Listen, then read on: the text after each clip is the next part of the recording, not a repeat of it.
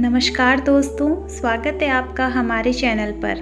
आज के हमारे इस वीडियो में हम आपको छठी मैया के चमत्कार की कहानी सुनाएंगे।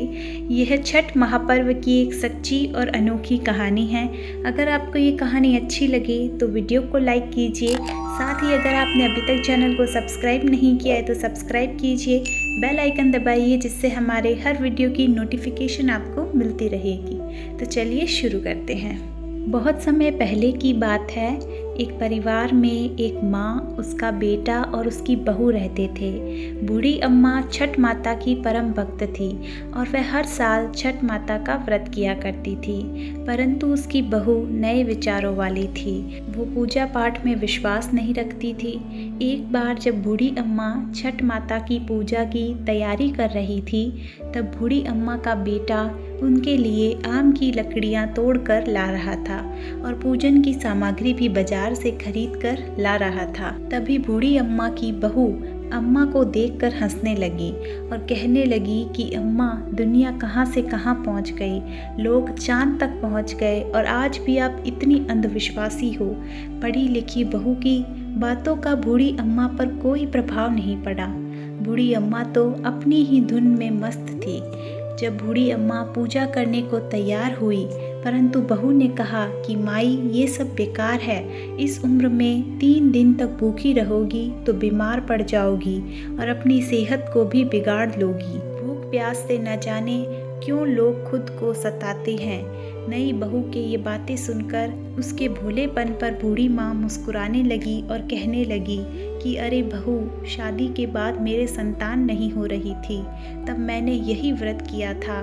तब छठी मैया ने मेरी पुकार सुन ली। तुझे पता है बहू, ये तेरा पति भी छठ मैया का ही प्रसाद है। यह अंधविश्वास नहीं है बहू, माता का कण कण में निवास है। मेरी बात को मानो और तुम भी मेरे साथ छठ मैया के व्रत को कर लो, तो छठ मैया तेरी भी गोद भर देंगे। मगर वह नए युग की सोच वाली बहू किसी की कहाँ सुनने वाली थी। वह मुंह को टेढ़ा करके सासू माँ से बोली कि मुझे किस बात का दुख है, मैं ये पूजा पाठ क्यों करूं? मुझे सुंदर पति मिला है, जीवन में सब कुछ मिला है, आलीशान घर है, मैं दिन रात मस्त रहती हूँ। पूरे गांव में मुझ जैसा धनवान कहाँ। कर्म प्रधान है सासू माँ, कर्म प्रधान है इस दुनिया में, बाकी सब बेकार की बातें हैं। सासू माँ के लाख समझाने पर भी बहू पर कोई असर नहीं हुआ। वह नास्तिक थी, बार बार छठ माता की बुराई किए जा रही थी। तब उसका पति वहाँ आया और उसने भी उसको समझाने की कोशिश की और उसने कहा कि देखो प्रिय, देवी देवताओं के आगे अहंकार करना ठीक बात नहीं है। तुम भी व्रत और पूजा करने में माता का सहयोग करो। लेकिन वह तो अपने पति की भी बात मानने को तैयार नहीं थी। सीधे सीधे बोल दी कि मुझे नहीं पड़ना इस अंधविश्वास के चक्कर में। पति भी उसे समझाते समझाते थक गया और बोला, ठीक है, तुम्हें जो करना है वही करो। मैं तो छठ माता का घाट सजाने जा रहा हूँ, जिससे मेरी छठ मैया के श्री चरणों में अपने सिर को झुका सकूँ। बूढ़ी माई का बेटा अपने हाथों में कुंडल लेकर घाट पर चला जाता है। छठ माता की पूजा के लिए सुंदर घाट को बनाने में जुट जाता है। अपनी माँ की पूजा की तैयारी में मदद करता है। आम की लकड़ियों को जलाकर अपनी माँ के साथ ठिकुआ सिकवाता है। पूरी भक्ति भाव से दोनों माँ और बेटे छठ का पर्व मनाते हैं। बूढ़ी अम्मा के बेटे ने घर और द्वार को गाय के गोबर से लीप दिया था। उसी समय उसकी पत्नी पाँव में सैंडल पहने हुए वहाँ से गुजरती है और कहती है, हाय, पता नहीं कैसा त्योहार है, पूरे घर में ही गोबर बना रखा है। अब तो घर से बाहर निकलना मुश्किल हो गया है, कैसे गोबर की दुर्गंध आ रही है। और उसने अपने पति से कहा कि तुम और तुम्हारी माँ बहुत बड़े भक्त बनते हो। देखो जी, अपने बदन से भी गोबर की बदबू आ रही है। अब तो नहा कर ही घर आना।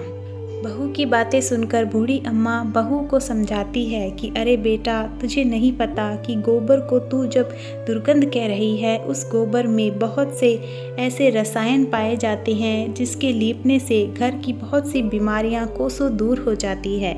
इतना सुनकर बहू और बिगड़ गई। झुंझला कर बूढ़ी अम्मा से बोली कि पहले तो लकड़ी पर ठिकुआ बनाया और अब गोबर से लीप कर पूरे घर को गोबर बना दिया। इन दोनों की बहस के बीच बेटा आकर बोला कि अरे प्रिय, तुम माता से झगड़ा मत करो, चलो अब जाकर तैयार हो जाओ, छठ माता के घाट पर जाने का समय हो गया। बैंड बाजे वाले को बुलवाकर दौरा उठाकर वे सब घाट पर चल दिए। पीछे पीछे बूढ़ी माँ गीत गाते चल रही थी, पर बहू को तो इन सब में कोई रुचि नहीं थी, तो वह सज संवर कर मटक मटक कर चल रही थी। बूढ़ी अम्मा और उसके बेटे ने बहू को बहुत समझाया, तो बहू अपने पति और सासू माँ के साथ घाट पर चली जाती है। वह जैसे ही घाट पर पहुँचती है, पूजा करने के बजाय वह मेले में घूमने चली जाती है। कुछ देर बाद उसका पति बहू को वहाँ ना पाकर उसे ढूंढने लगता है, तो कहीं हलवाई की दुकान पर स्वादिष्ट पकवान का आनंद उठाते हुए उसकी पत्नी नजर आती है। आकर कहता है कि प्रिय, ये क्या करती हो तुम? यहाँ तक आई हो तो माँ के साथ बैठो। पत्नी ने झुंझला कर बोला, न जी, मैं पूजा पाठ में नहीं बैठने वाली, न ही घाट पर आने वाली हूँ। मैं तो मेले में ही घूमूंगी, जम के खाऊंगी और पीऊंगी। तुम अपना पूजा पाठ करो, मेरा पूजा पाठ से कोई लेना देना नहीं है। इनकी बहस आसपास के सभी लोग देख रहे थे। शर्मिंदा होकर वह पति वहां से चला गया और छठ घाट की ओर जाने लगा। ईख खड़ा करने को वहीं बेटा घाट की ओर जाता है और जैसे ही वह नहाने को वह डुबकी लगाता है, वह डूब जाता है। डूबता डूबता वह जोर जोर से चीखने लगता है कि बचाओ बचाओ, लेकिन किसी को भी यह आवाज़ सुनाई नहीं देती। जैसे ही बूढ़ी अम्मा को पता चला कि उसका बेटा नदी में डूब गया है, तो वह छाती पीट कर रोने लगी और छठ माता से ही सवाल करने लगी कि अरे माँ, मैं भी तो माँ हूँ, तू भी माँ है, और तू कैसी माँ है जिसने एक माँ से उसका बेटा छीन लिया। जब से मेरी शादी हुई है, मैं पिछली 30 साल से पूजा करती आ रही हूँ। माँ बोल, मेरी भक्ति में कौन सी कमी रह गई जो तूने मेरी गोद को सूना कर दिया और मुझसे मेरे लाल को छीन लिया। अरे माँ, मैं तो छठ घाट पर तेरी पूजा करने आई थी, तूने तो मेरी दुनिया ही उजाड़ दी। माँ, यदि जाने अनजाने में कोई गलती हुई हो तो उसकी सज़ा मेरे बेटे को मत दे, मेरा लाल मुझे लौटा दे। यदि तूने मेरे लाल को नहीं लौटाया तो ये तेरी बूढ़ी भक्त यहीं इसी नदी में कूद कर अपने प्राण दे देगी। अब बहू को भी पता चल गया कि उसका पति नदी में डूब गया है, तो वह भी घाट पर आ जाती है और अपनी सासू माँ को रोते हुए देखती है और खुद भी रोने लग जाती है। वह ज़ोर ज़ोर से चीखने लगती है और पागलों की तरह लोगों के ईख को उठाकर फेंकने लगती है। चीख चीख कर बूढ़ी माँ से पूछती है कि मैंने तो पहले ही कहा था माँ, छठ वट की पूजा में मत पड़ो, सब ढोंग है, सब अंधविश्वास है। तेरे ध्यान न देने के कारण आज मेरा पति मुझसे दूर चला गया। अपनी माता को भला बुरा बोलते हुए वह छठ माता को कोसने लगी। इस घटना को देखकर वहां खड़े सभी लोगों की सांसें रुक जाती है। सब लोग आपस में बातें करने लगते हैं। वह लोग कहते हैं कि छठ माता तो है ही दयालु, वह कभी अपने भक्तों को निराश नहीं करती, कभी उन्हें बेसहारा और उदास नहीं छोड़ती। इधर पुत्र वियोग में बूढ़ी माँ अपनी जान देने को पानी में जाती है। जैसे ही नदी के अंदर से एक लहर आती है और वह लहर किनारों की ओर जोर से आती है, उसी लहर में से उस बूढ़ी माँ का बेटा भी बाहर निकल आता है। इस दृश्य को देखकर वहां खड़े सभी लोगों की आंखें खुली की खुली रह जाती है। सबकी आंखों में खुशी के आंसू आ जाते हैं। बाद में बूढ़ी माँ भी जोर जोर से खुशी के आंसू रोने लगती है। बहू भी खुशी के आंसुओं को रोक नहीं पाती। ये सारा दृश्य चल ही रहा था कि बादलों से बिजली के कड़कने की आवाज़ आती है। आकाशवाणी होती है कि मेरी पुत्री, मैं किसी का भी अहित नहीं चाहती, मैंने तुम्हारी आँखों से अज्ञान का पर्दा हटाने के लिए तुम्हारे पति को पानी में डुबाया था।